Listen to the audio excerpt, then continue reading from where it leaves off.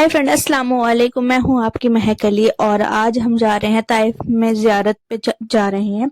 और इस ज़ियारत पे हमें बहुत कुछ दिखाया जाएगा, जैसे अब्दुल्ला इब्न अब्बास का मकबरा, घर और उनकी फैमिली के घर, बहुत कुछ दिखाया जाएगा। और उनके बगीचे अंगूर वगैरह के, जिसमें हमारे हुज़ूर सल्लल्लाहु अलैहि वसल्लम ने कुछ ऐसे रिलेटेड स्टोरी है, आपको आगे चल के पता चलेगी। और नबी मस्जिद रसूल, बहुत कुछ दिखाया जाएगा। तो आप भी लीजिए पूरे का मतलब स्टोरी जानिए, और हम भी जानते हैं। इससे हमें हमारे नबी की स्टोरी जानने में बहुत खुशी मिलती है। हमें पता चलता है कि हम उनकी बराबरी 0% भी नहीं कर सकते। तो चलिए, आप भी चलें और हम भी चलें। अल्लाह के नबी जब दुनिया में आए ना, दिन भी दिन हो गया और रात भी दिन हो गई। उससे पहले दिन भी रात थी और रात भी रात थी। क्यों? बेटियों को जिंदा कब्रिस्तान के अंदर दफन करना, माँ बाप बूढ़े हो गए, जंगल और बाजारों में छोड़ देना, इसको अंधेरा कहते हैं, रातें कहते हैं, जहलियत कहते हैं।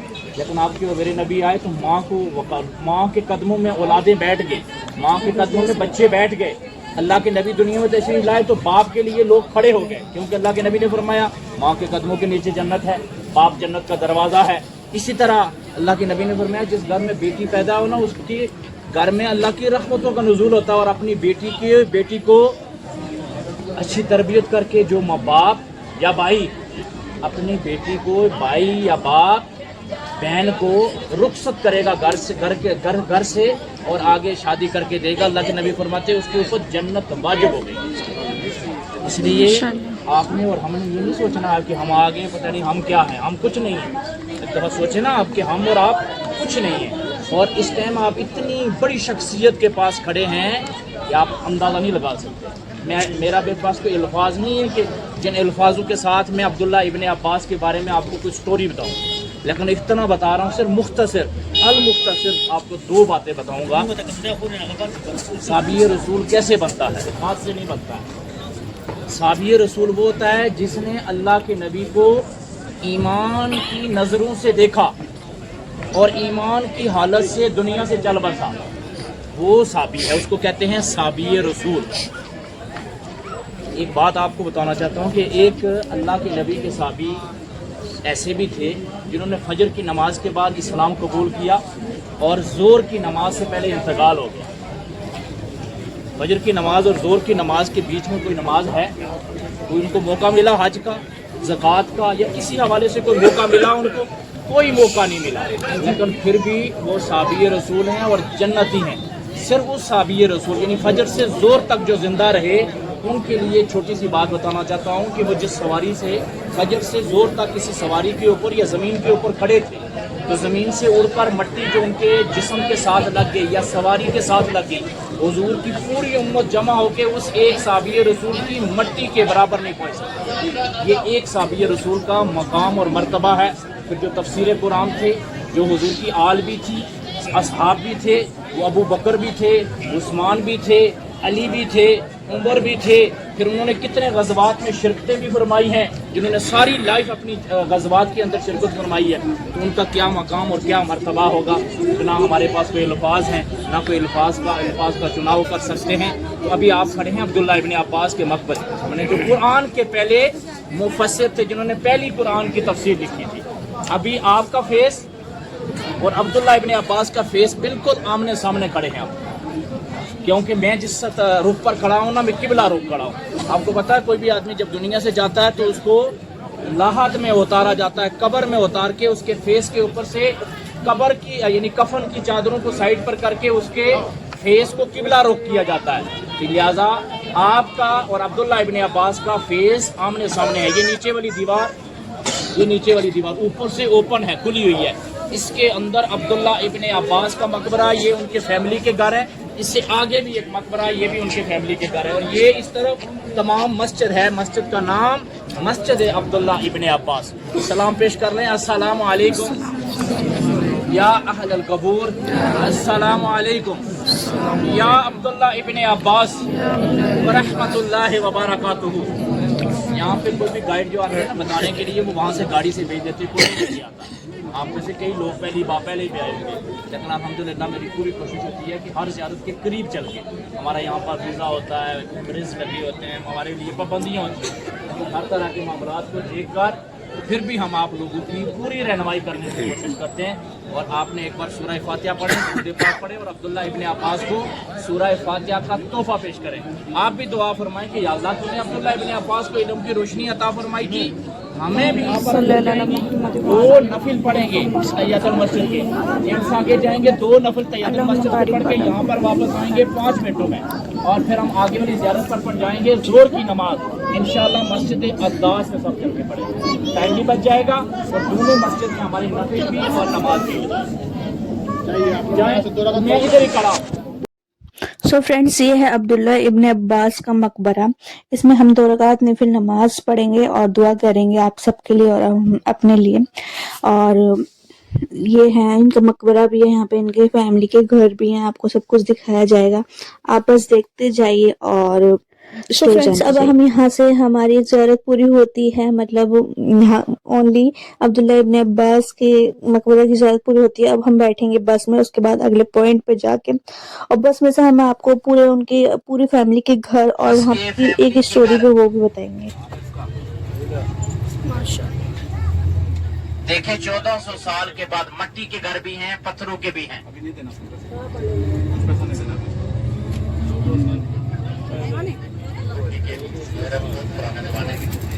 اچھا, یہ وہ مسجد ہے جس مسجد میں ابھی آپ نے نماز نفل ادا کی ہے. ٹھیک ہے بھائی, یہ تاریخی مسجد ہے جس مسجد کے اندر ابھی آپ نے نفل وغیرہ ادا کیے ہیں, کیونکہ یہ وہ مسجد ہے جیسے مکہ اور مدینہ میں نماز کے ساتھ نماز جنازہ ادا کیا جاتا ہے, اسی طرح اس مسجد میں بھی پورے طائف سے ڈیڈ باڈیوں کو لایا جاتا ہے.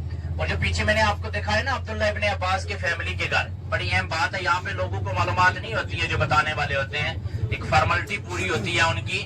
تو مجھے الحمدللہ 15 سال ہو گئے یہ طائف میں آتے جاتے ہر روز. تو یہ جو لوگ ایکسیڈنٹ میں ڈیتھ ہو جاتی ہے, جن کے جسم کے ٹکڑے ٹکڑے ہو جاتے ہیں, اور بہت سارے لوگوں کے جسم کے ٹکڑے مکس ہو جاتے ہیں, پتہ ہی نہیں چلتا یہ کس کا ہے یہ کس کا ہے. تو ان کو جسم کے جو ٹکڑے ہوتے ہیں, یا کسی وجہ سے کسی کی ٹانگ کاٹی گئی کہ کینسر کی وجہ سے, تو ان کے جسم کے جو اجزاء ہوتے ہیں نا, وہ ان کو یہاں پہ دفن کیا جاتا ہے. عبداللہ ابن عباس کی جو فیملی کے گھر دکھایا نا, یہاں مختلف جگہوں پر ان کو یعنی مٹی میں دفن کیا جاتا ہے. اچھا, اس سے آگے والی زیارت کے بارے میں سن لینا, باتیں نہیں کرنی ہے, میں شارٹ بات بتاؤں گا, کیونکہ میں نیچے چل کے آپ کو زیارت پر پریکٹیکل دکھا رہا ہوں, تو ضرورت نہیں ہے کہ گاڑی کے اندر لمبی چوڑی بات کی جائے. یہ سامنے ایک دیکھیں مینار بنا ہوا, اس مسجد کا نام مسجد علی ہے. مینار بننے میں یہ پہلی مسجد.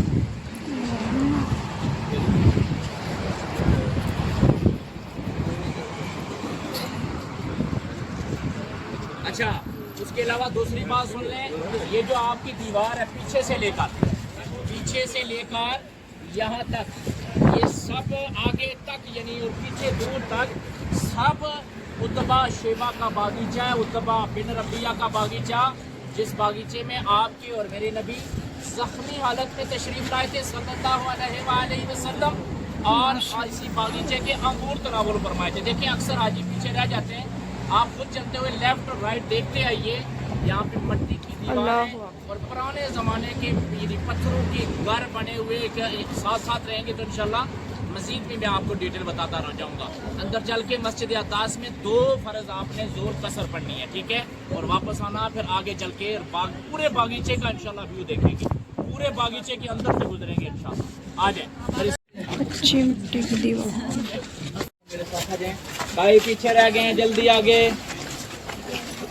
یہاں سے اوکے, یہ تھوڑی سی دیوار کی ہائٹ کم ہے, یہاں سے اندر نظر آ رہا ہے اتبا شیبہ کا باغیچہ. ادھر آ جائیں, تب سے ہائٹ میری جیس کی جگہ کھڑا ہوں, یہاں پہ کھڑے ہو کے دیکھیں اندر اتبا شیبہ کا باغیچہ یہ تھے, اور اسی باغیچے کے انگور تناول فرمائے تھے. جس جگہ سے چل کے آپ یہاں پر آئیں, لیفٹ رائٹ آگے پیچھے, ابھی مزید ہم انشاءاللہ 15-20 منٹ اس باغیچے کے اندر چلیں گے, اور انشاءاللہ پھر باہر نکل کر ایک ہائٹ سے پورے اس باغیچے کا ویو دیکھیں گے, لیکن ساتھ رہیں گے تو تب ویو دیکھیں گے. ہاں, اور اس باغیچے کو آپ دیکھیں گے انشاءاللہ سر کی آنکھوں سے. باغیچہ انگور کا باغیچہ تھا بتایا جاتا ہے اس دور میں. آج بھی مختلف انار, انجیر وغیرہ وغیرہ بہت ساری چیزیں, آج بھی پھل فروٹ اس باغیچے کا موجود ہے, لیکن کسی ایک آدمی کا نہیں ہے, تھوڑا سا کسی کے پاس ہے, پھر تھوڑا سا کسی کے پاس ہے, پھر تھوڑا سا کسی کے پاس ہے, اس طرح یعنی بانٹا ہوگا, ٹھیک ہے. اور اسی مسجد والی جگہ پر حضور جب تشریف لائے تو حضرت عباس نے انگور پیش کیے تو اللہ کے نبی صلی اللہ علیہ وآلہ وسلم نے بسم اللہ الرحمن الرحیم پڑھ کر انگور تناول فرمایا، جس طرح کہ حضرت نے بتایا۔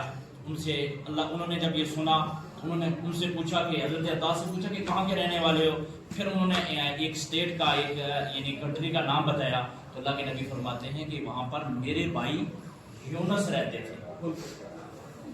تو انہوں نے کہا وہ تو نبی تھے۔ اللہ کے نبی نے کہا ہاں، جیسے وہ نبی تھے ایسے میں بھی نبی ہوں۔ ہمارے نبی صرف نبی نہیں تھے، نبیوں کے نبی تھے، امام الانبیاء تھے، انبیاء کے بھی امام تھے، اور ان کو دین اور اسلام کی دعوت دی، لیکن حضرت عباس نے اسلام قبول نہیں کیا اس دورانیہ۔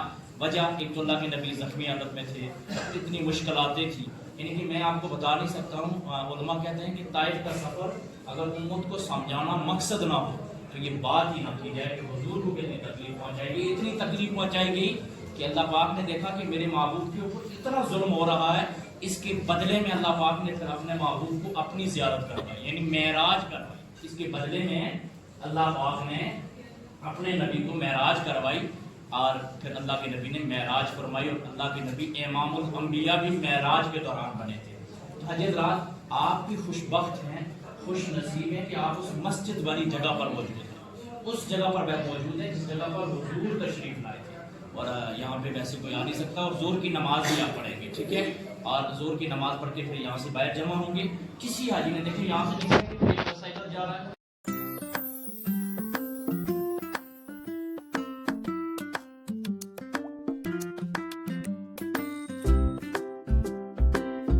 یہ آپ آئے گے اس سائڈ پر، دیکھیں میری بیک سائڈ پر یہ بھی ایک بہت بڑا باغیچہ تھا، شاید آپ میں سے کوئی لوگ پہلے آئے ہوں گے۔ یہاں پہ درخت تھے، ابھی کاٹ کے کھیتی باڑی شروع کر دی ہے اس سائڈ پر، پر پھر بھی آپ دیکھیں یہ سب انار کے درخت، آپ کے بیک سائڈ پر یہ بلیک کلر کا انجیر کا درخت ابھی لگے بھی ہوئے ہیں۔ یہ انار ہی پچھلے دنوں میں آج سے 15-20 دنوں میں انار ہی انار، انجیل ہی انجیل تھے، ٹھیک ہے؟ اب یعنی کہ سیزن آپ ہو رہا ہے، تو ابھی ساتھ چلتے ہوئے آگے چلیں گے، بالکل قریب سے آپ مٹی کے گھر دیکھیں گے، پتھروں کے گھر بالکل قریب سے دیکھیں گے انشاءاللہ۔ آ جائیں میرے ساتھ، آ جائیں میرے ساتھ، چلیں ان کے ساتھ۔ یاد نہیں ہے کون سی اسٹیٹ سے تھے وہ، اندر جانا ڈاؤن ہمارے گھر تو اب بھی ایسے ہی ہیں، تو یہ دیکھ لیں گے، بلکہ ایسے نہیں ہوں گے، کم از کم اینٹ ضرور لگی ہوتی ہے، صرف مٹی لگی ہوئی ہے، صرف آنلی مٹی، اور یہ پھر بھی پتھر کے ہیں، لیکن وہ پھر صرف مٹی کی طرف، سوری مٹی کے ہی گھر ہے، اور لکڑیں وغیرہ کی چھت ڈلی ہوئی ہے۔ ساتھ ساتھ آئیے، چلیے ساتھ ساتھ چلیے، چلتے جائیں آپ، چلتے جائیں آگے۔ اس میں تانیہ کو رہنے کے لیے کہا جائے، میں سعودی عرب والوں سے کہوں گی کہ تانیہ کا گھر بنایا جائے۔ چلو یہ ہے پتھر کے گھر۔